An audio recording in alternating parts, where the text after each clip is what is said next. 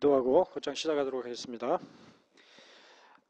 하나님 아버지, 오늘도 우리에게 주의를 허락하여 주시고 함께 예배드리며 또 식사와 이후에 또 교제를 나눌 수 있도록 인도해 주심을 감사드립니다. 이 시간에는 존 도드라는 인물을 통해서 남겨놓으신 그러한 신앙의 유산을 함께 살펴볼 수 있는 그러한 시간을 갖사오니 이 가운데서도 성령님께서 함께 하시어서 우리들이 잘 이해하고 정립할 수 있도록 지혜를 우리 가운데 허락하여 주시옵소서. 인도하심을 아버지께 구하오며 예수 그리스도의 이름으로 기도하옵나이다. 아멘. 자, 프린트물 받으셨죠? 존 도두의 이 시간에 첫 시간에 이제 존 도두의 인물에 대해서 전반적으로 좀 설명을 해드리고 그 다음에 이제 존 도두가 작성한 짤막한 남편과 아내에 관한 그런 아티클을 번역해서 살펴보는 시간을 갖도록 하겠습니다. 첫 페이지에 이제 존 도두에 대하여서 그 몽타주와 간략한 소개가 있습니다. 일반적으로 존 도드라는 인물에 대해서는 데칼로그 도드, 즉 십계명 도드로 알려져 있는, 우리한테는 생소하지만 퓨리탄들의 역사에 있어서는 굉장히 유명한 인물입니다. 잉글랜드의 비국교도 성직자 넌컨퍼미스트로서 그의 별명은 십계명을 강조하는 것으로 말미암아서 얻었던 것이다. 그는 널리 유포된 저술들로 유명했는데 청교도로서의 신념 때문에 생계를 위한 수단 하나를 잃었지만 오랜 활동 경력 가운데서 동정심 많은 청교도 젠틀이, 그러니까 젠틀맨이라는 말이 이제 이 젠트리들을 해서 나온 거죠. 그러니까 이 젠트리의 구성원들로부터 유력한 지원을 받을 수 있었다. 그러니까 쉬운 말로 이제 중산층 계급이다 이렇게 표현하기도 하는데 상공인들을 중심으로 한 그러한 자본가들, 이 사람들은 이제 젠트리라고 그러는데 그 젠트리들의 후원으로 말미암아서 많은 활동을 할 수 있었다. 이렇게 됐던 것은 이제 잉글랜드 국교회로부터 성직을 박탈당하는 그런 배경이 있어서 그렇게 된 것이죠. 그는 1549년경에 잉글랜드 채셔주의 쇼트위치에서 태어났으며, 그러니까 이 채셔주라는 것은 잉글랜드 중서부 지역, 그러니까 리버풀에서 조금 아래 지역이 채셔주거든요. 그 채셔주의 쇼트위치에서 태어났고 17명의 자녀 중에 막내였다 그랬습니다. 그러니까 아버지가 17자녀를 둔 거죠. 그리고 그는 케임브리지의 지저스 칼리지에서 교육을 받았는데 그 대학에 머무는 동안에 그는 자신의 죄를 철저히 깨닫고 또한 깊은 수욕에 빠져서 예수 그리스도를 통하여 제공되는 용서와 평화의 축복을 간절히 추구했다 그랬습니다. 그러니까 유명한 인물들 중에 보면은 이제 청소년기 그리고 대학생 시절에 이러한 그 극적인 그 회심의 경험을 하는 예들이 많은데 존 도드도 마찬가지였던 것 같습니다. 그리고 마침내 형언할 수 없는 위안으로 그것을 얻을 수 있었다. 캠브리지에 있는 동안에 그는 교수들과 기도 및 성경 해석을 위해 매주 모이는 다른 사람들과의 특별히 친밀한 관계를 유지했고 1615년에는 그 대학에 감독관에 선출되기도 했다. 영어로는 이제 프로텍터 이렇게 되어 있거든요. 그러니까 감독관이라고 이렇게 번역할 수가 있겠죠. 나중에 옥스퍼드셔에 있는 한웰에서 목사가 되어서 사역해달라는 요청을 받은 그는 캠브리지 대학을 떠나서 기독교 사역을 위하여 정해진 수업 과정에 착수되었다 그랬습니다. 이 한웰 지역은 런던 에일링의 자치구에 있는 도시라 그렇습니다. 그러니까 런던 외곽 쪽인 것 같아요. 에일링 브로드웨이에서 서쪽으로 약 2.4km 떨어져 있는 런던 포스트 타운의 최서단에 위치해 있는 도시가 한웰 도시다 이렇게 이제 알려져 있습니다. 나중에 이런 상황 가운데서 그는 빈번하게 설교해야 했으며 젊은이들에게 교리를 가르치고 매주 벤버리에서의 강연을 통하여 다른 이들과 긴밀하게 연합을 이룰 수 있었다.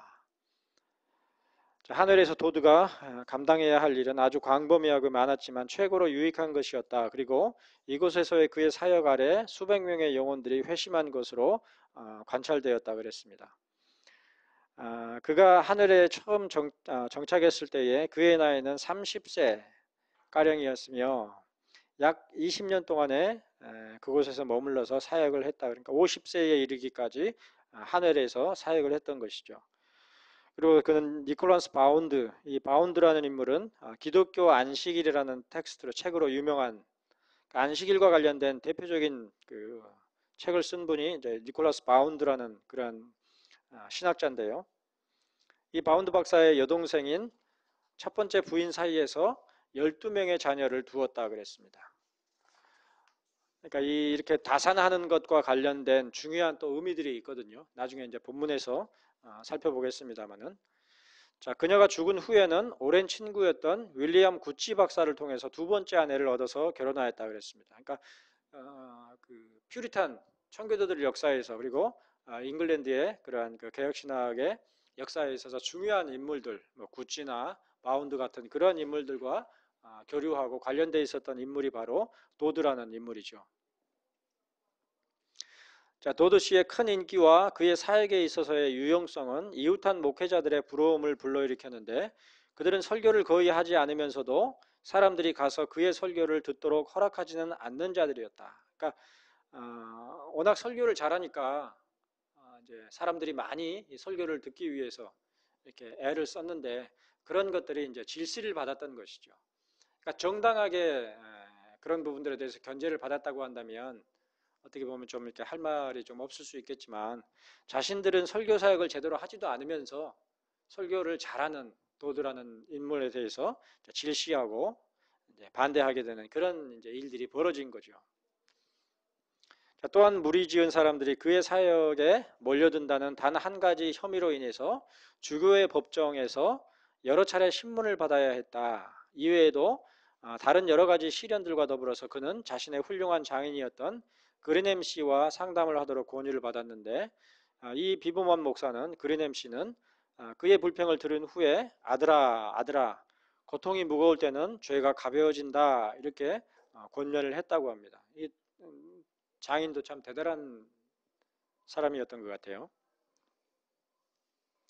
자, 이에 대하여서 그리넴 씨는 도드 씨에게 적절한 조언을 해주었는데 그에 대하여서 로드 씨는 그로 인해 하나님을 찬미할 만한 충분한 이유가 도드 씨는 그로 인해 하나님을 찬미할 만한 충분한 이유가 있으며 그의 나머지 전생애에 그 조언이 훌륭하게 사용되리라는 것을 알 수 있었다 그랬습니다.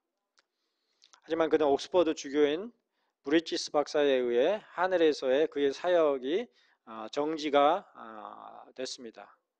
수찬 정지, 서스펜션이죠.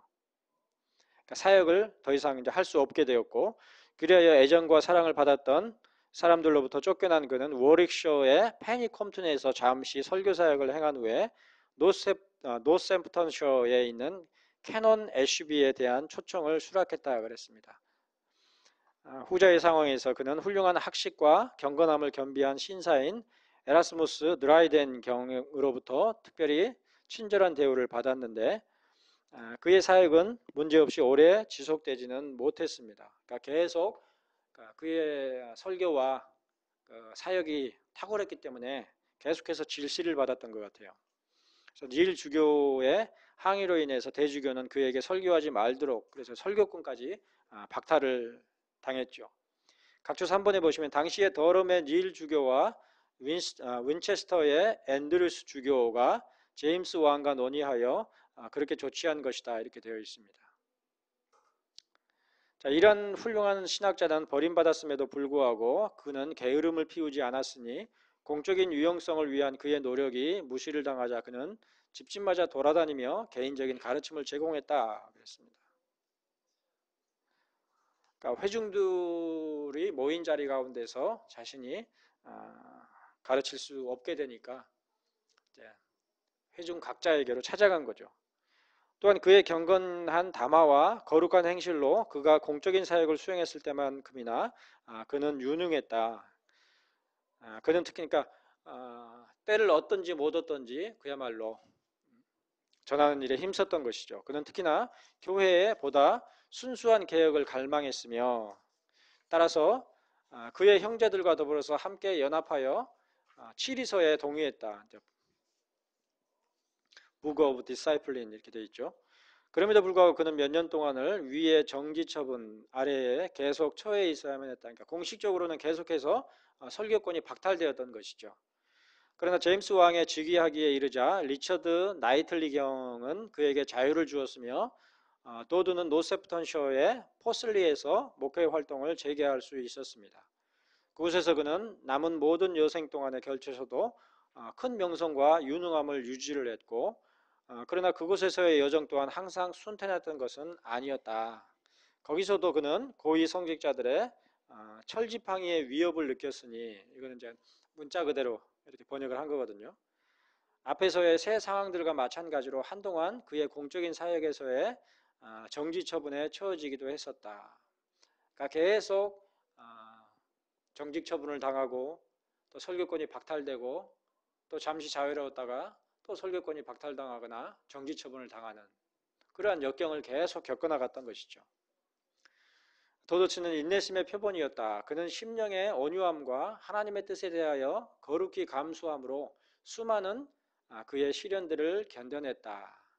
그는 거룩한 고난은 영적으로 장려할 만한 것이라고 말하곤 했는데 그의 나이 63세에 이르러서 그는 극심한 육체적 고통 아래서 시달리다가 죽음의 가장자리에까지 이르게 되었다. 죽기 직전까지 이른 것이죠. 하지만 그의 병을 진단한 의사가 그의 회복될 가망이 있다고 말했을 때에 그 선한 노인은 대답하기를 당신은 그렇게 말하는 것으로 나를 위로한다고 생각하겠지만 오히려 당신은 나를 슬프게 할 뿐입니다. 그것은 마치 바다에서 극심한 풍랑을 만나서 원하는 바 안식처에 들어가기를 기대하던 사람에게 당신이 다시 바다로 돌아가서 거센 바람과 파도에 휩쓸려야 한다고 말하는 것과 같습니다. 이 무슨 의미겠어요? 예. 계속해서 설교권 박탈당하고 수찬 정지당하고 또 설교권 박탈당하고 또 쫓기고 또 질시당하고 계속 그런 인생 가운데 있었던 거죠. 그러니까 의사가 못 모르고 그런 위로의 말을 한 건데 자, 하늘에 대한 평안한 확신이 있었기에 그는 세상을 떠나서 그리스도와 더불어 함께하기를 갈망했다. 그리고 그는 자신의 마음에 있어서 많은 신성한 위로를 누렸기 때문에 수많은 놀라운 사례들 가운데서 다른 이들에게 동일한 위로를 제공했다. 참 이렇게 그야말로 생명을 빼앗기는 그런 박해보다도 어떻게 보면 더욱 힘들고 고생스러운 그런 박해를 이 양반이 1549년에 태어나서 1645년까지 살았거든요. 그러니까 네? 그렇죠. 더군다나 이 시대에 90세 넘도록 살았으니까 엄청 장수한 거죠. 근데 평안한 인생을 살면서 장수했으면 모르는데 그야말로 질시당하고 쫓겨나고 설교 박탈당하고 계속 그런 과정들을 거치면서 90세까지 살았던 거예요. 그러니까 어떻게 보면 육체적으로 순교하는 것보다도 더 고생스럽게 산 거죠. 오래도록. 그럼에도 불구하고 좌절하거나 낙담하지 않고 계속해서 자기가 할 수 있는 역할들을 어떤 식으로든 감당했던 것입니다. 그런 점에서 정말로 인내력이 대단한 인물이죠. 이 존경할 만한 신학자는 이르기를 나는 어떠한 십자가에 대해서도 불평할 이유가 없으니 왜냐하면 십자가는 나의 죄의 쓰라린 열매이기 때문입니다. 죄 외에는 우리를 해칠 것이 없으며 또한 그조차도 만일에 우리가 회개할 수만 있다면 우리를 해치지 못할 것입니다. 또한 그리스도 안에서의 하나님의 사랑과 호의 외에 우리에게서 선을 행하게 할 수 있는 것은 없으며 또한 우리가 만일에 그것을 선한 열심으로 구한다면 얻을 수가 있을 것입니다. 고난은 믿음과 기도로 달게 만들 수 있는 하나님의 묘약이지만 우리는 종종 조급함과 불신이라는 나쁜 성분들을 하나님의 잔에 넣음으로써 그것들을 쓰디쓴 것으로 만들어버리곤 합니다. 인내하지 못하죠. 우리들은 조금만 힘들고 고생스러우면 하나님께 울고 매달리면서 그냥 모면하게 해주세요. 그러기가 십상이죠. 그것들이 아무리 작은 고난이라 할지라도 만일에 하나님께서 우리를 붙들어 주시지 않으시면 우리는 그것 아래로 가라앉고 말 것이며, 또한 아무리 큰 죄라 할지라도 만일에 하나님께서 우리를 억제하지 않으시면 우리는 그것을 범하고 말 것입니다. 사실은 우리가 죄를 범하지 않는 것이 아니라 사실은 하나님께서, 성령님께서 죄를 범하지 않도록 지켜주시는 거예요. 그러므로 기도의 영을 가진 사람은 그가 비록 온 천하를 가졌다 할지라도 그보다 더욱 많이 가진 것입니다. 그리고 마음이 강팍하여 기도할 수 없는 사람보다도 더욱 나쁜 처지에 있는 사람은 없습니다. 이렇게 말했다고 합니다. 자, 잉글랜드의 시민전쟁 중에 거기 옆에 이제 조그맣게 설명 부분 보시면, 이후로 내전의 모든 공포를 불러일으킨 찰스 왕과 그의 신하들 사이의 첫 번째 악연은 고등보원에서의 가혹한 재판과 별실, 스타 챔버 이렇게 되어 있거든요. 그러니까 그야말로 별방이죠. 별방 안에서의 잔인한 비난으로 인해 야기되었다. 이 두 가지 모두에서 궁정 성직자에게 너무 많은 권한이 허용되었다. 그래서 그 궁정 성직자들에 의해서 여러 가지 가혹한 처벌이 가해지는 그러한 예들이 있었던 것이죠. 그런 잉글랜드의 내전 중에 왕의 일행 가운데 어떤 사람이 도두의 집에 와서 그의 생명을 빼앗으려고 위협했을 때에 이 천상의 신학자는 거룩한 확신과 더불어서 대답하기를, 만약에 당신이 그렇게 하신다면 당신은 내가 오래도록 머물고 싶은 천국으로 나를 보내주시는 것입니다만, 그러나 하나님께서 허락하시지 않으시면 당신은 아무것도 할 수가 없습니다. 이렇게 말했다고 합니다. 그러니까 저 같았으면 그랬을 것 같아요. 이 고생스러운 인생 빨리 나를 천국으로 보내주시오. 자, 그들은 도두의 상자와 찬장을 부수고 열어서 그들이 좋아하는 것들을 가져갔다. 그러니까 그 집을 약탈한 거죠. 하지만 그의 유일한 불평이라고는 주신 자도 여호와시요 취하신 자도 여호와시니 주님의 이름이 찬송을 받으셔서라는 말이었다고 합니다. 다 가져가시오. 하나님께서 주시는 것이고 또 하나님께서 섭리하셔서 당신들을 통해서 가져가시는 것이니까 내가 거기다 대고 뭐라고 그러겠습니까? 그런 태도죠. 자, 그들이 두 번째로 들이닥쳤을 때에 또 왔어요. 그리고 약탈해 놓고 또 와서 그는 병으로 인해 침대에 누워 있었는데 그들은 그의 침대에 있는 커튼을 걷어내고 그의 머리 밑에서 베갯잇을 가져갔지만 그는 여전히 투덜거리는 말이라고는 하지를 않았다. 지금 뭐 우리나라에도 종종 그런 침대가 있기는 합니다만 옛날 뭐죠? 침대들을 보면 침대에 이렇게 폴이 서 있고 폴 4개가 있고 이렇게 커튼 같은 거로 가려지잖아요. 그런 이제 침대에 있었던 커튼도 다 뜯어가 버리고 그랬었던 것 같아요.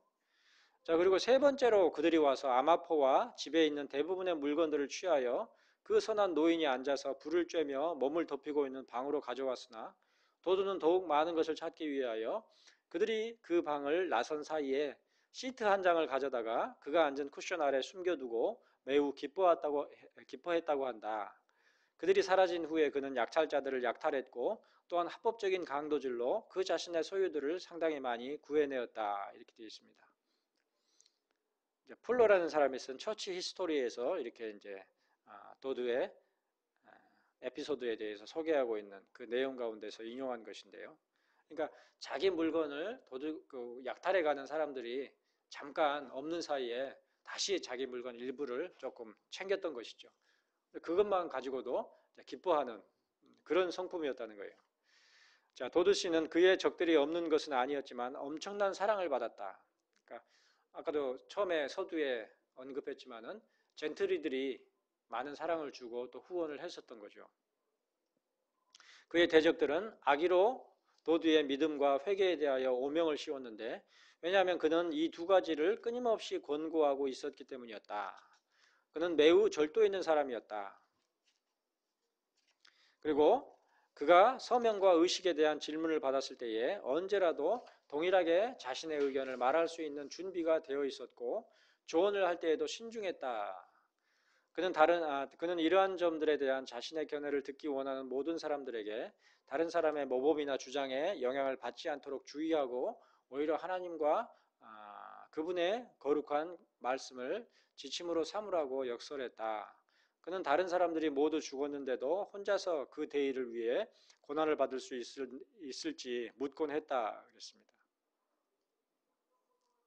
그런데도 불구하고 90세가 넘도록 장수를 했던 그런 독특한 인물이죠. 다른 그 non-conformist들 중에 보면은 중간에 돌아가신 양모들이 많고, 길레스피 같은 경우는 상당히 젊은 나이에 요절하는, 거기에 비해서 엄청난 장수를 누렸던 것이죠. 좋은 시절을 장수했던 것이 아니라 그야말로 고생스러운 박해의 그런 상황 가운데서도 장수했었던, 그만큼 고통들이 컸겠죠.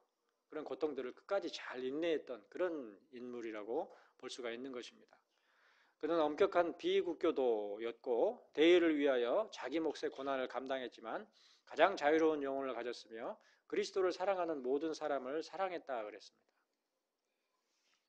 그러니까 이런 점에서 오늘날 시대에 그 학식으로서도 뛰어나고 또 경건에 있어서 뛰어난 그러한 그 신학자들을 찾기가 쉽지 않은 그런 시대인데 반해서 이 도드라는 한 인물 가운데서도 살펴볼 수 있는 그 경건과 학문성 이런 측면에서 굉장히 탁월한 점이 많았던 그런 인물로 평가됩니다. 노년과 고난들이 닥침으로 그가 자신의 머리카락을 밀었을 때에 그는 자신을 삼손과 비교하곤 했는데 그는 이르기를 나는 삼손이 그랬던 것처럼 아침에 일어나서 다른 때와 마찬가지로 길을 나설 것이라고 생각했습니다. 그러나 나는 곧 변화한 것을 발견했습니다. 나는 내 머리카락을 빠지게 하고 내 힘을 앗아간 노년의 몸을 구부려야만 합니다. 그러나 나는 죽음을 대면하는 것을 두려워하지 않습니다. 나는 죽음아 너의 찌름은 어디에 있느냐? 죽음은 나를 해칠 수 없다고 말할 수 있습니다. 악한 사람에게 죽음은 반갑지 않은 것이지만 그러나 수고하고 많은 고난을 받은 하나님의 자녀에게는 누구에게겠어요? 자기 자신이죠. 그런 자녀에게는 죽음이 반갑고 이 땅에서의 모든 노고에서 쉬도록 하는 것입니다. 이렇게 말했다고 합니다. 우리한테 알려지지 않아서 그렇지 오늘날의 이제 종교인들 가운데서도 죽음 앞에서 두려워하고 막 쩔쩔매고 그런 예들이 얼마나 많아요. 죽지 않으려고 죄도 범하고 죽지 않으려고 타협하고 그런 예들이 얼마나 많아요. 안 그런가요? 그렇죠? 거기에 비하면 이 도두라는 인물은 거의 뭐 한평생 고생하면서 살았음에도 불구하고 죽음에 대하여서 오히려 안식의 때로 생각하고 기다리는 그런 인물이었던 것이죠. 마지막 질병에 걸렸을 때 그는 가장 극심한 고통을 겪었지만 그러나 믿음과 인내를 발휘하는 과정에서 눈에 띄게 탁월한 지지와 위로를 얻었다. 이렇게 간단한 문장으로 되어 있지만 옛날에 뭐 진통제가 있겠습니까? 뭐 변변한 의사가 있겠습니까? 17세기에. 그야말로 그 아프면 온 몸으로 다 감당해야 되는 그런 시대죠. 그는 사탄과 열심히 씨름했고 마침내 승리했다. 그는 그리스도와 더불어서 함께하기를 갈망했으며 또한 그의 소원은 이루어졌다. 그의 마지막 말은 나는 풀어져서 그리스도와 함께 있기를 원합니다. 라는 것이었다. 그러니까 이게 이 텍스트 자체가 번역된 것이기 때문에 그냥 풀어져서 이렇게밖에는 번역하지 않았지만 자기 몸이 다 분해가 돼서 그리스도께 연합하게 되는 그걸 이제 바라보았던 것이죠.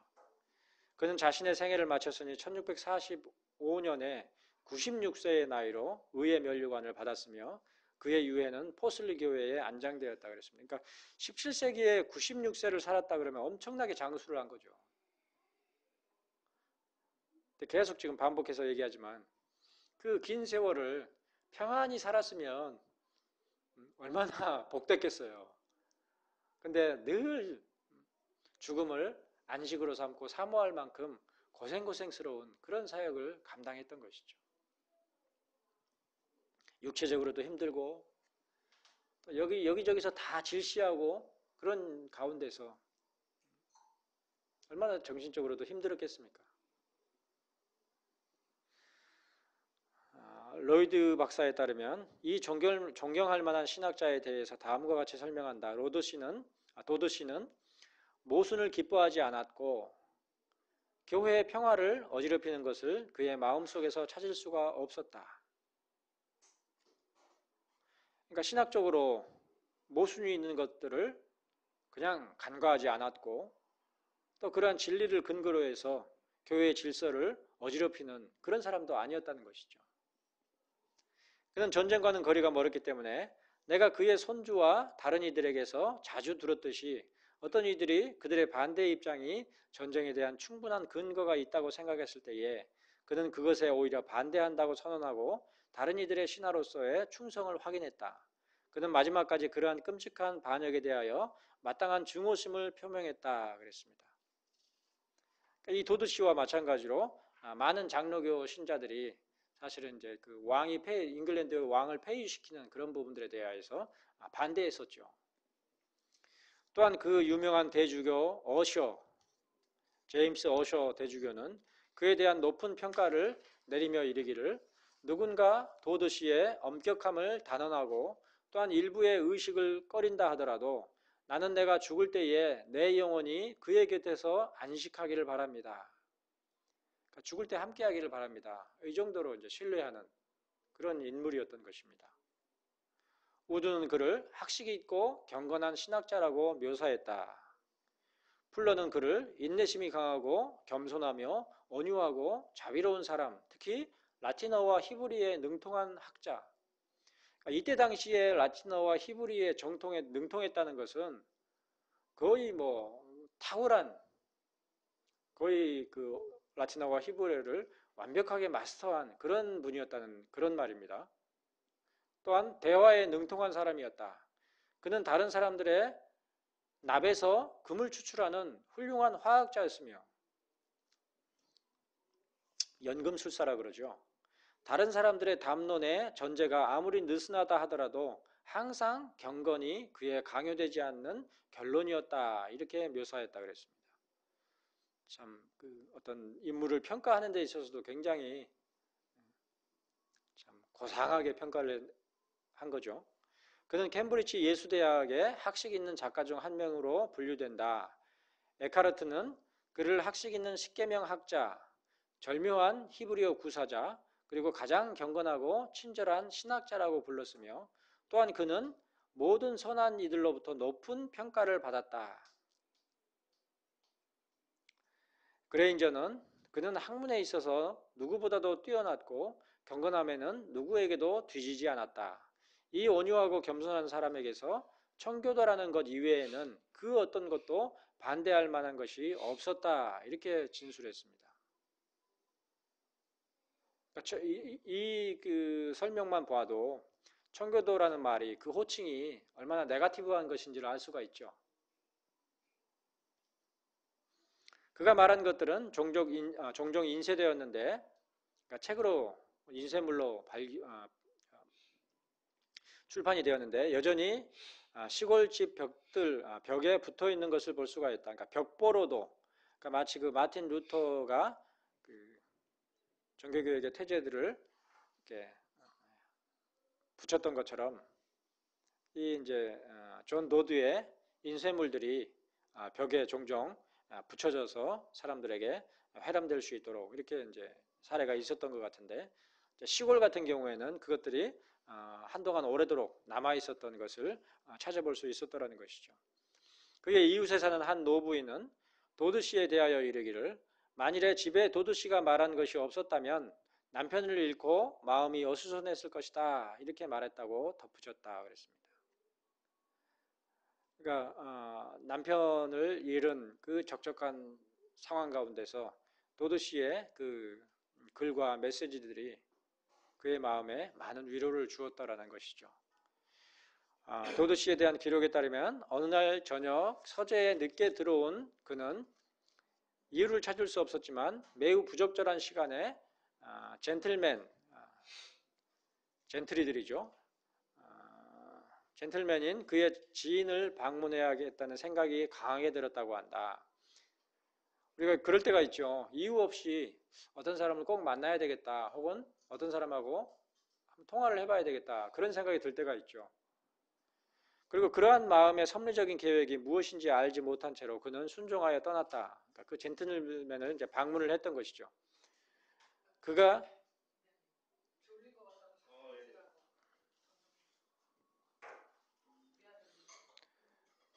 그 집에 왔을 때에 문을 몇 번 두드린 후에 그 젠틀맨이 직접 나왔으며 어떤 특정한 사업에 그를 원하지 않는지 물었다. 도드 씨가 그러한 질문에 대해서 부정적으로 대답하고 또한 그를 만나보기 전에는 쉴 수가 없었음을 나타내 보이자 그 젠틀맨은 오 선생님, 당신은 바로 이 시간에 하나님의 보내심을 받으셨습니다. 나는 바로 지금 자살하려고 했기 때문입니다. 라고 대답하고는 끔찍한 행동을 저지르려는 듯이 즉시로 주머니에서 총을 꺼냈다. 이런 식으로 그가 행하려던 일을 방지할 수 있었다. 그러니까 이런 그 비상적인 일들도 우리 신앙 가운데서 종종 있죠.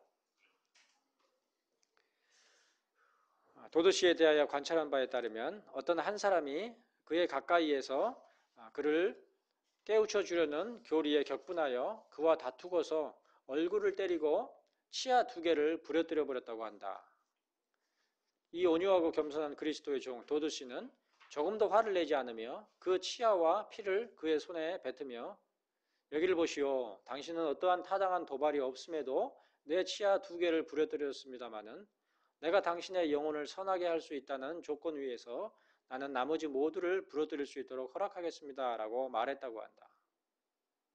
무슨 얘기예요? 그런 거죠.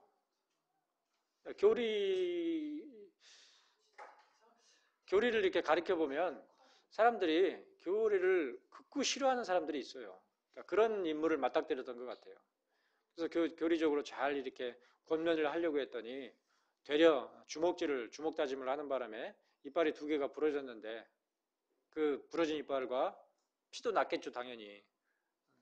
자기 손에 이렇게 탁 뱉으면서 하는 말이 나머지도 당신의 영혼을 선하게 할 수 있다고 한다면 나머지도 당신 마음대로 부러뜨리시오. 이렇게 말했다 그래요. 이런 측면에서 도드시는 악을 이긴 것이 아니라 선으로 악을 이길 수 있었다. 이렇게 소개될 정도로 그 인내심이나 자기 절제나 그런 부분들에 있어서 아주 탁월했던 그런 인물이 바로 도드라는 인물이었던 것으로 이렇게 소개가 되어 있는데, 이 도드라는 인물이 이제 다음 페이지에 보시면 The Duties of Houseband and Wife, 남편과 아내의 의무라는 짤막한 그 아티클을 1603년에 첫 번째로 출판된 십계명에 관한 잉글랜드 청교도의 실천서인 십계명에 대한 평범하고 친숙한 해설이라는 책에서 발췌한 내용을 우리가 이제 번역해서 내용들을 함께 살펴보도록 이렇게 진행을 해나갈 계획입니다. 오늘은 첫 시간으로 도드라는 인물이 어떤 인물인지 이렇게 간략하게 소개를 했는데, 이 부분에서 그 중요한 부분 중에 하나가 그 남편과 아내의 의무에 있어서의 중요한 부분 중에 하나가 의무라는 그 말입니다. 오늘날에는 의무라는 말이 굉장히 부정적이죠. 뭐 의무감에 하냐? 이렇게 사용될 만큼 부정적으로 의무라는 말을 쓰는데, 그런데 사실 성경을 보면 신앙 가운데서 의무인 것들이 엄청 많죠. 헌금 생활이나 또 주일 성수 문제나 이런 것들도 어때요? 하나님 앞에서 의무죠. 또 결혼 관계도 기본적으로 어떻습니까? 이때는 의무의 성격이 강하단 말이죠. 부정적인 의미가 아니라. 그러니까 일반 결혼식과 그리스도인들의 결혼식이 근본적으로 어떤 점에서 달라요? 일반 결혼식은 왜 결혼하는 거예요? 좋으니까 하죠. 그죠? 그리고 결혼식도 원래는 그렇지 않습니다만은 일가 친척들을 불러놓고 이제 집안 대 집안이 서로 이렇게 결혼을 서로 약속하는 그런 성격이지만 사실상 요즘 시대에 실질적으로 결혼은 어떤 거예요? 서로 좋으니까 결혼하는 거죠. 두 당사자들끼리 약속하는 거예요. 그러니까 서로 좋은 마음이 없어지면 어때요? 얼마든지 깰 수 있는 게 결혼이죠. 근데 그에 비하여서 이 의무라는 말은 하나님 앞에서 결혼한 것이기 때문에 그 하나님 앞에서의 의무라는 거예요. 아내는 남편에 대한 하나님 앞에서의 의무, 또 남편은 아내에 대한 하나님 앞에서의 의무, 이런 성격으로 이제 규정되어 있는 것이 남편과 아내의 의무라는 그런 것이죠. 그래서 8페이지 보시면은 오늘날에는 의무라는 말에 대한 부정적인 이미지가 팽배해 있다. 마치 의무라는 것이 마지못해 불가피하게 해야만 하는 짐이라 여기는 경향이 있는 것이다. 그렇죠?